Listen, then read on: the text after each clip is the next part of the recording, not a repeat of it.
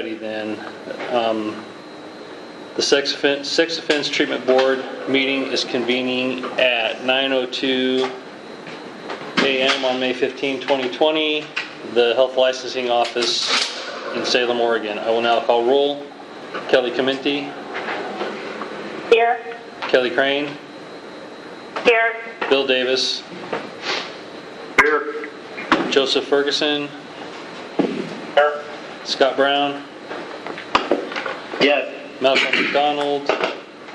Here. And Michelle Rowland Schwartz. Here. Members, during the course of the meeting, please wait to speak until recognized by the chair. Once you've been recognized, please state your last name.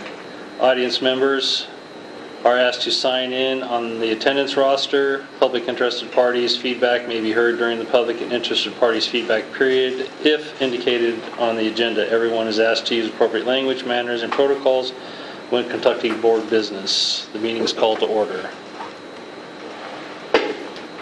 So items for board action. We need someone to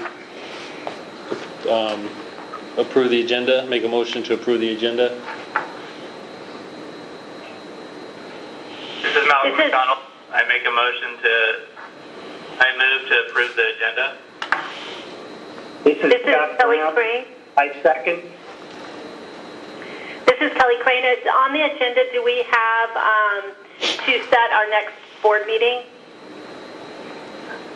No. I'd like to amend the agenda to add that we include setting our next board meeting.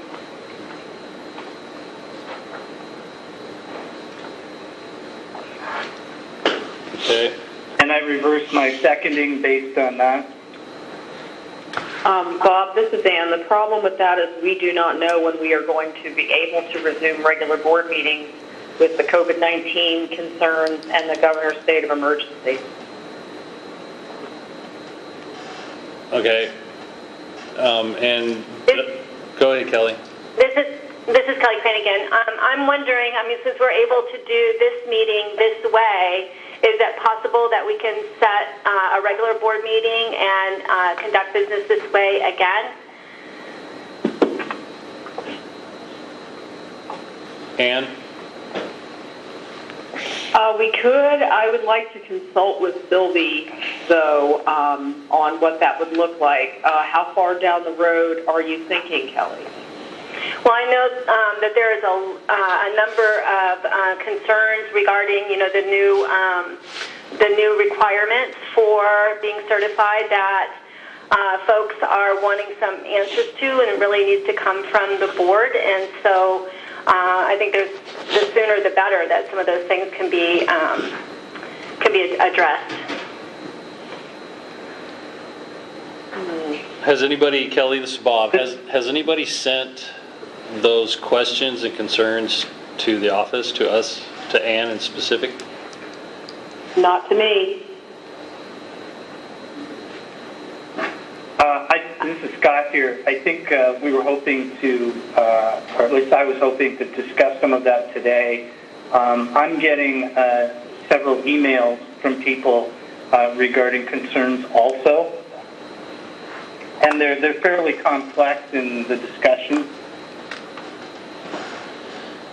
Well, this is Ann. It's always good for these questions, instead of being bounced around through board members, to come to us as we gather this information, and we can decide if this is what authority, what is that something that's related to the statute? Is that something that's related to rules? There's so many questions that I get that the board doesn't really need to weigh in on because it has to do with process or with HLO rules. We just have to be very careful that we don't discuss anything at this meeting that was not on the agenda. Correct.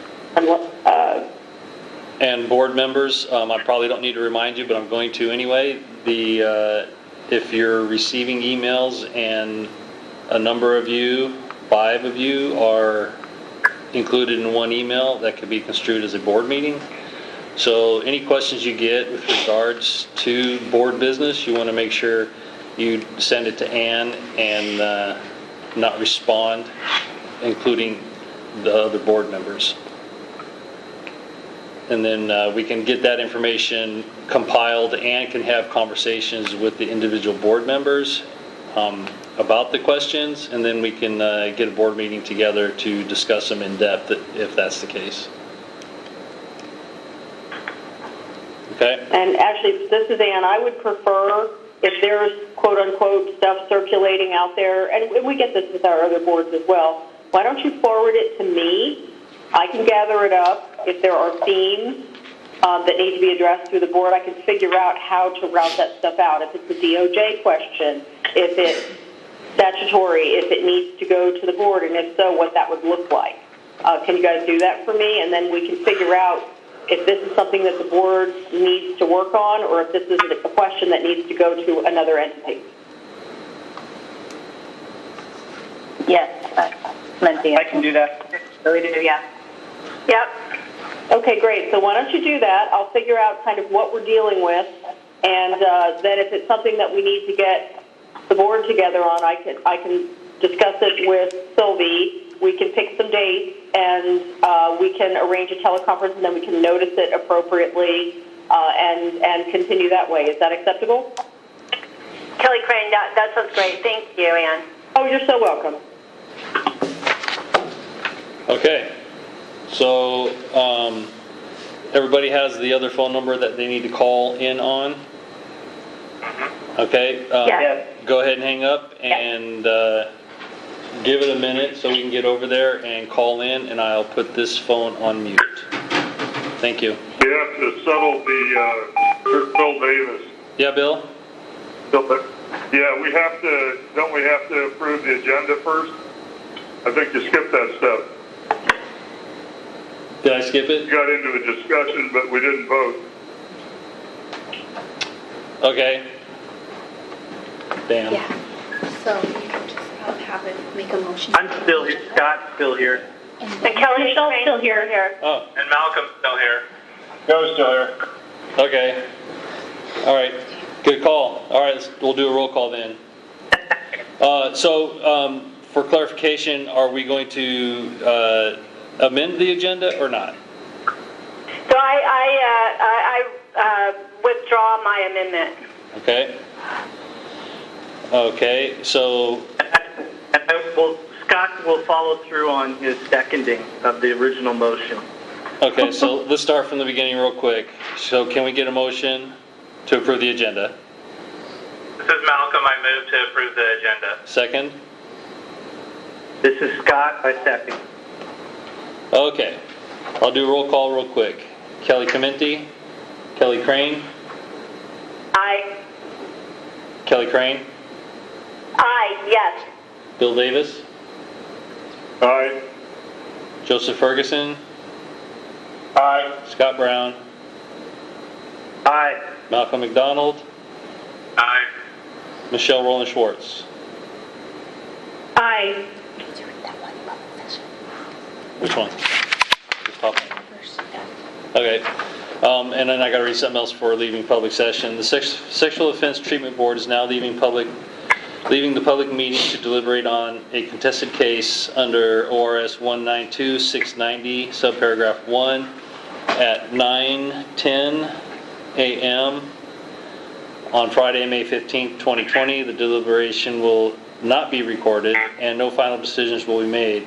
All audience members, please leave the room, or you can stay on this line. I'll put you on mute while we have the discussion on another line. The Sexual Offense Treatment Board will convene. Oh, I'm not. Okay, so we are on item number 4. The Sex Offense Treatment Board will reconvene public session at 9:52 a.m. No final decisions were made and no votes were taken, and members of the audience are welcome to return.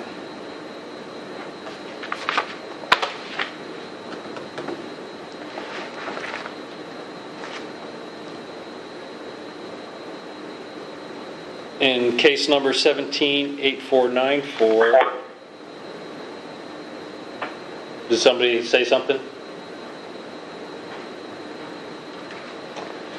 Okay, this is Bob. In case 178494, the board did not make any decisions with regard, or made a decision not to enter into a settlement agreement with the respondent. Okay.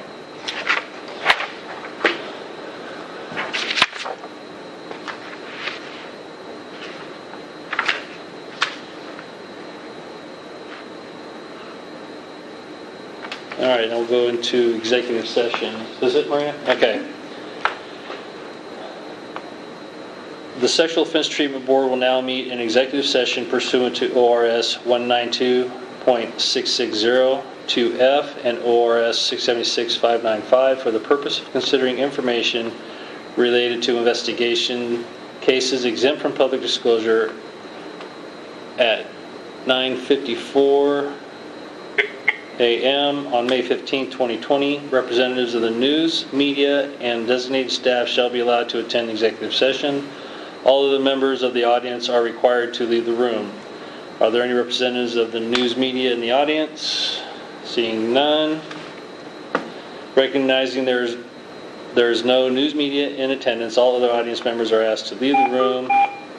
During the executive session, we will return to open session before taking any final action or making any final decisions.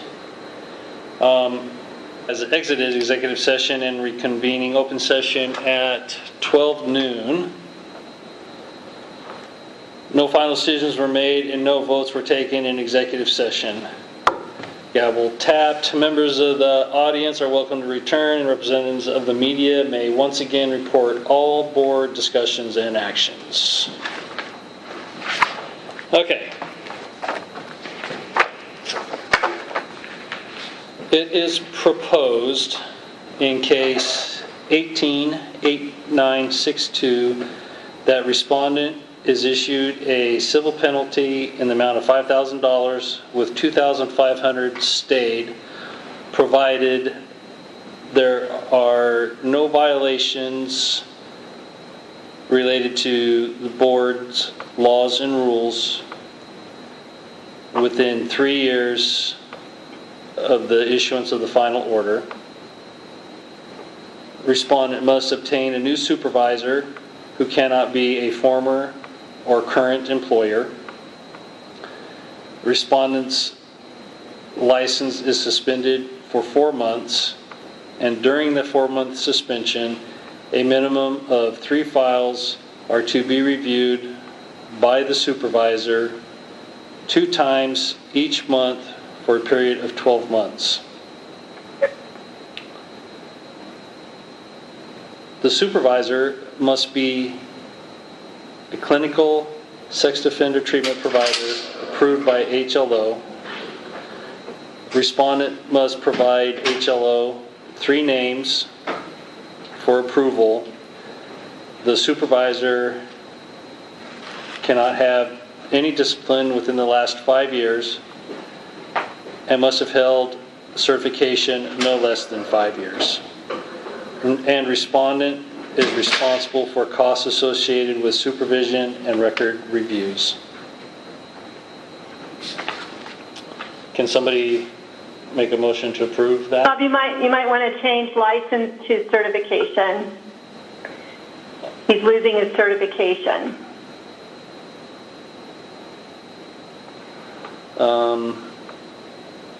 Okay, so I just need to make sure it's all certification, there's no license mentioned. Correct? Okay. All right. So can I get a motion to approve? Roland Schwartz, I move to approve. A second? Clementi, a second. Okay. I'll take roll. Kelly Clementi? Aye. Kelly Crane? Aye. Bill Davis? Aye. Joseph Ferguson? Aye. Scott Brown? Aye. Malcolm McDonald? Aye. Michelle Roland Schwartz? Aye. Okay. For the next case, it is proposed in case 189089, the case be closed unsubstantiated. Can I get a motion?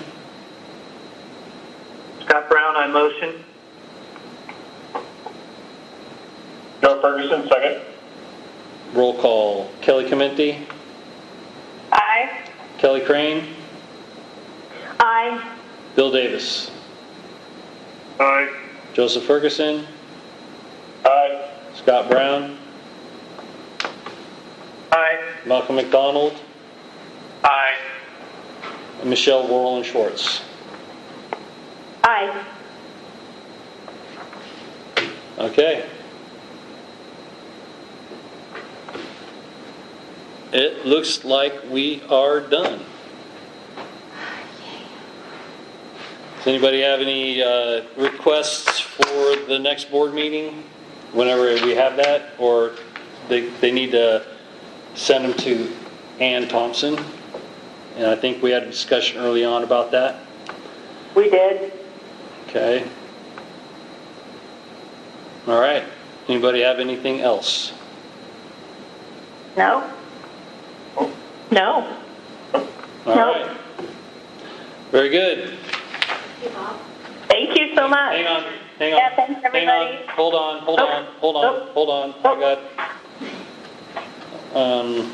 I got to read a sentence here, since everybody's ready to go. The Sex Offense Treatment Board meeting is adjourned at 12:05 p.m. Bob, stay on the phone, please. Okay.